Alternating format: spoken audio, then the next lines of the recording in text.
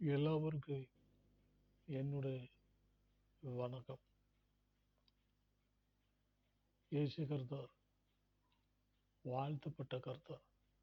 அவர் இந்த பக்கத்தில் சொர்க்கத்தில் உயிரோடு இருக்கு. 33 வயசு இந்த உலகத்தில் இருக்கு.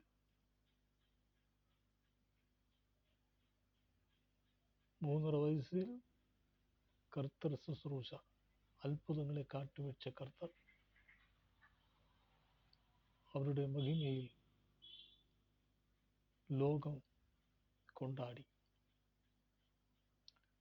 விஷயங்கள் எப்படி இருந்தாலும் அற்புதங்களை காட்டி வைக்கிற ஒருவர் மாத்திரம், அதான் இயேசு கர்த்தர் உயிரோடு இருக்கு. உயிர்த்தெழுந்திட்ட கர்த்தர் 40 வருஷம் இந்த உலகத்தில் இருந்து என்னுடைய தெய்வம் சிங்காசனம் சொர்க்கத்தில் உண்மையான கர்த்தருக்கு சொர்க்கத்தில் பார்ப்பிடம் இருக்கு. சொர்க்கத்தில் பார்ப்பிடம் இருக்கு. சொர்க்க சிங்காசனத்தில் பார்த்திருத்து அதனாலே தன் மனிதரை காப்பாத்துங்கான் இந்த பார்ப்பிடத்தில் உட்காருக்கான் கர்த்தர் தாமே ஆசீர்வதிச்சு கொண்டிருத்து. இந்த தேவருடைய வசனம் பரிசுத்த ஆவி இந்த உலகத்தில் ஆத்தாத்மனை விடுவிக்குந்தா. அந்த கர்த்தருடைய வசனங்களுக்கு ரொம்ப நன்றி வாழ்த்திருக்கா. எல்லாரும் அந்த ஆசீர்வதிக்கப்பட்டவர் கர்த்தருடைய வசனங்களால் அவர் நம்மை போதிச்சிருக்கு. எல்லாவரையும் அவன் பெயர் சொல்லி விழிச்சு கொண்டிருக்கு. தெய்வம் இந்த மகிமையில் உன்னதனால் அவர் வாழ்த்தப்பட்ட கர்த்தர். தூதன்மார் ராப்பகல் ஆராதனை சொல்லிக் கொண்டிருக்கு. இந்த வசனங்கள் உருமால் அது வசனங்களை அவர் நம்ம கூட இருந்து முன்னோட்டு கொண்டு போகிறதா தேவருக்கு மகிமையில் வாழ்த்து இருக்குங்களா. ஆராதனை மகிமையில் ஆசீர்வதிக்குதா கர்த்தர் நம்மாலே அவர் உயிரோடு இருக்கு. வசனம் ஆத்மாவில் உயிருக்கும் மட்டாலே நான் எப்படி இருக்குதானா அந்த வசனங்களை அவர் நம்மை பேசிக் கொண்டிருக்குதா. இந்த உலகத்தில் இருக்கும் காலையில் தன் மகிமா சுசுரூச வேலையில் முடிஞ்சு போகுதா மனிதரை ஆசீர்வதிச்சு கொண்டிருந்தா கர்த்தர். சமரியா பட்டணம் அந்த சமரேஸ்வரி அவருடா தூதர்களை சொல்லிக் கொடுத்த கர்த்தர். அதனாலே அவர் மனுஷன் தெய்வ இயேசு கர்த்தரை அவர் விசுவாசம் பண்ணி வச்சுங்களா. அவர் சொல்றது இந்த மாதிரி ஆமலையிலும் ஈமலையிலும் அந்த கால அளவிலும் அந்த பிதாக்கன்மார் ஆராதிச்சு வந்து கொண்டிருந்தது. இயேசு கர்த்தர் இந்த மாதிரி சொல்லி ஆமலையில் ஈமலையில் இல்லை, சத்திய ஆராதனையில் ஆத்மாவிலும் சத்தியத்திலும் அவரை ஆராதிக்கும் எங்கில் அவர் உங்களை ஆசீர்வதிக்கிறார் சொல்லி கொடுத்திருக்கிறார். சத்தியத்தில் ஆத்மாவிலும் ஆராதனை வந்து கொண்டிருக்கு. அதனாலே தெய்வம் அவரோடு ரொம்பயான பேசி கொண்டிருக்கிறார். ஆத்மாவினே உலகத்தில் விலை கொடுத்திருக்குதா பெரியவர் இயேசு கர்த்தர். அவரான நம்மை காப்பாத்துக்களை வந்தா கர்த்தர். ஆதான் பாவம் இந்த முதிரி கிறிஸ்து கால்வரியில் ஆதான் லங்கனம் கால்வரி ரத்த சிந்தி நமக்காக காப்பாத்துக்களை வந்து கர்த்தருடைய விசுவாசம் தான் பண்ணி கொடுத்துங்களா, பிரார்த்தனை பண்ணி கொடுத்துங்களா, அப்படிதான் மட்டும் நம்ம உயிரோட ஆத்மாவில் கொண்டு போகிறது. தேவருடைய வசனம் அவருடைய மகிமையில் நாம் உருக்கொண்டிருக்கிறா. இயேசு தேவன், இயேசு மனிதன் இந்த உலகத்தின் தெய்வமாயிருந்து. ஒன்று மனிதன், ரெண்டு தெய்வம்.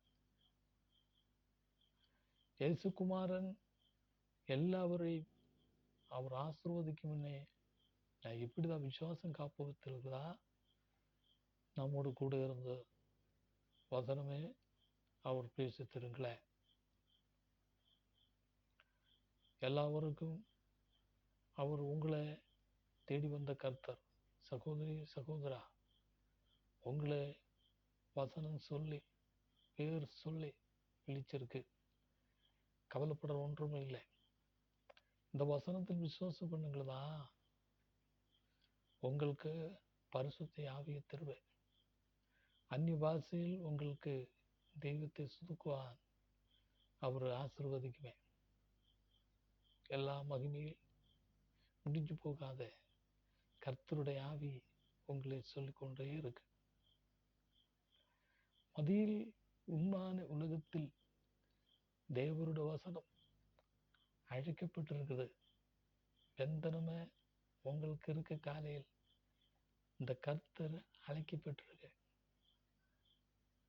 மகிமையில் சக்தி இயேசு குமார் நம்ம பேர் சொல்லி விழிச்சிருக்கு.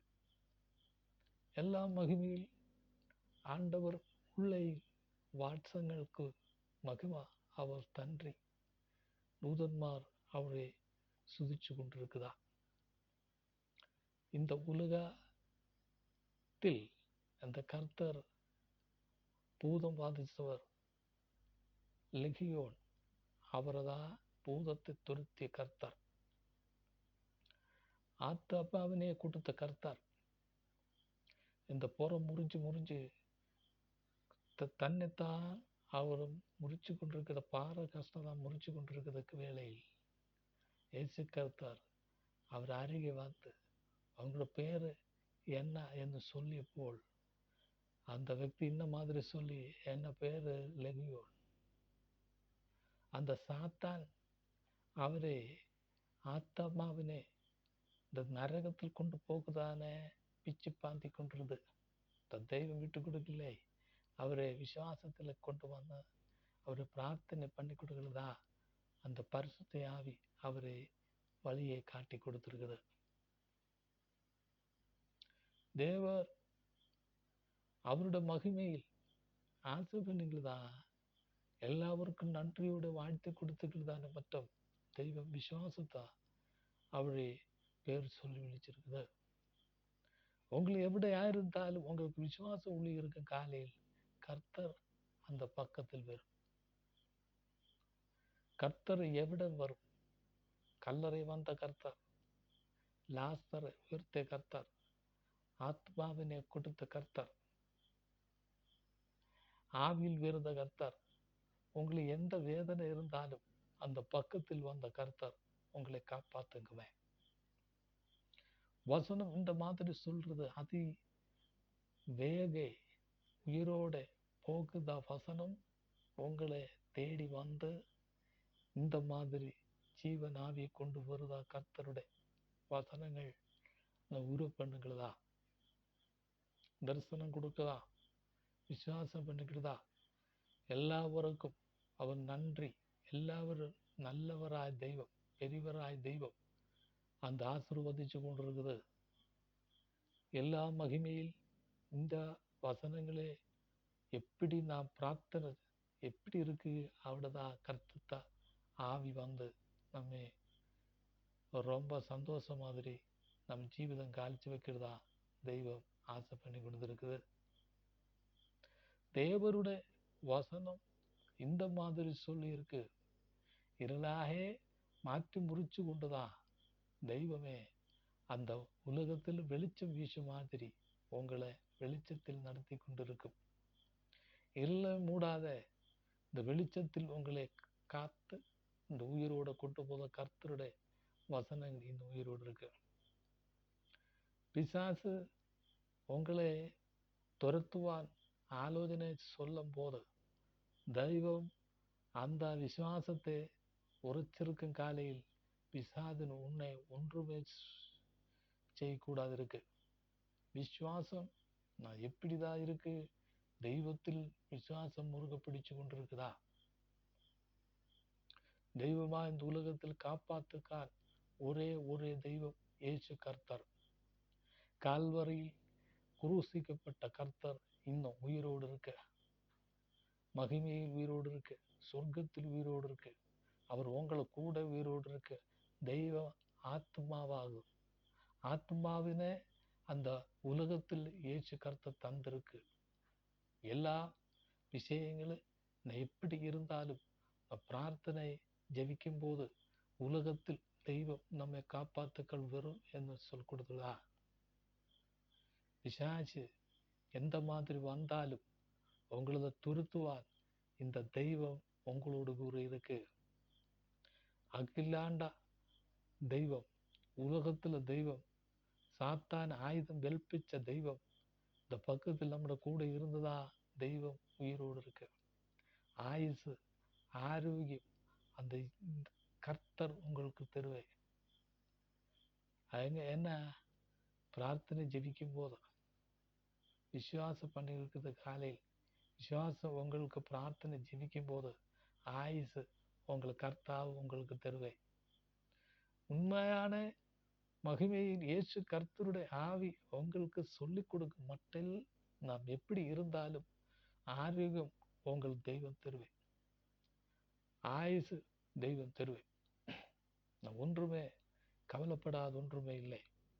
இந்த வேலையில் நான் எப்படி இருந்தாலும் பிரார்த்தனை உங்களுக்கு முக்கியமான விஷயம் இருக்குதா?